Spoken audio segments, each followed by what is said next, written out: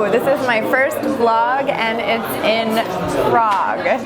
This is the city where beer is cheaper than water, where bars are guarded by big busted ghosts, and where people really like to eat. I mean eat and eat. We are talking stick to your ribs, cabbage soup, really intense food here. Of course, all those hardy people with big appetites could be tourists too, because tourists are everywhere. Fear not, there is a way to beat the crowds. It involves doing something that I hate doing but never regret. That's right, getting up early. Prague is a late night town, which means cafes start to think about opening up at 10 a.m. That means that even tourist-packed Old Town Square is all yours in the morning. It sounds cliched, but Old Town Square is simply magical. A marketplace since the Middle Ages, this very square has seen its fair share of parades and coronations and executions. In fact, 27 noblemen and leaders of a rebellion were executed right here in this spot in 1621. 27 crosses mark the spot right by the old town hall. The square is also really interesting for its certain obsession with time. If you shift your gaze down instead of up, you can see the Prague meridian. This is where a shadow from a column used to cast at exactly noon, and this is the way time was measured in Prague. Speaking of time, we're still up early and beating the crowds to one of Prague's most famous attractions, the Charles Bridge. To get to the bridge, we head down the winding Korlova Street. This can also get pretty packed with tourists, but right now in the morning it's just you and the pigeons. If you have a few too many of those good Czech beers the night before and you sleep in on your day to see the bridge early, fear not. You can take a riverside approach. This is coming from the north along the river, and as you can see, it's a pretty good view and mostly free of tourism madness.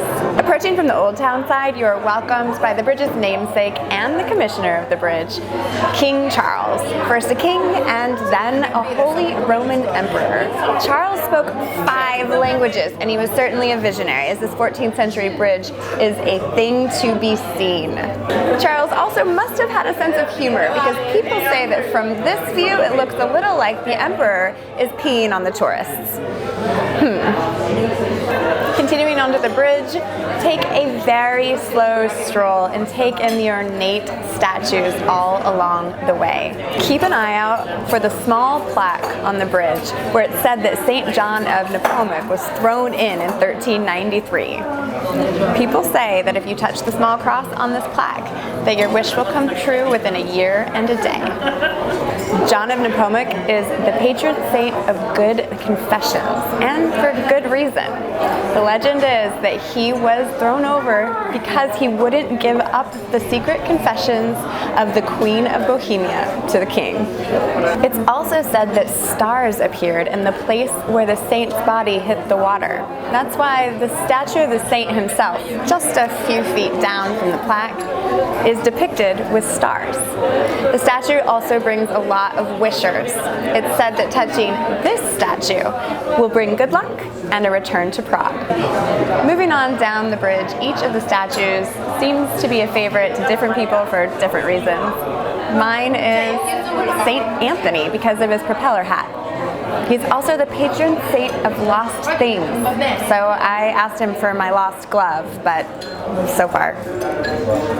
When you come to the end of the bridge, head up toward the castle or take a sharp right to explore my favorite little nook in what's called the Little Quarter. Shakespeare & Sons, the famous Parisian bookstore with English books, has a little sister store tucked away right here.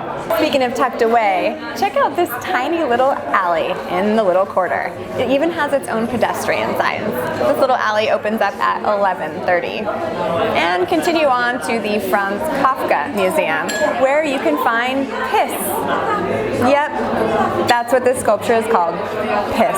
These two guys are actually peeing on the map of the Czech Republic. Wait a minute, that means the Charles Bridge begins and ends with P. On a serious note, the artist David Cherney has a lot of eye-popping sculptures around Prague, including the Hanging Man, which certainly caught my eye on a walk through Old Town. Next time I return to Prague, I think I'll do a sculpture tour, or maybe a legends and ghosts tour. Which reminds me, remember that big busted ghost guarding bars that I talked about earlier? Yeah. So my favorite restaurant in Prague, translated it means the rope maker's wife's restaurant. The legend here is that the rope maker's wife was a beautiful woman. The rope maker got wind of the goings on at the bar, got a little jealous, and strangled her with a rope. Now the place is really pleasant, filled with good food, good beer, and lots of locals. But people still do touch the portrait of the rope maker's wife if they need a little more luck in their current relationship. So that's it. I can't wait to come back to Prague. And thanks for tuning into my first vlog. Can only go up from here. Cheers.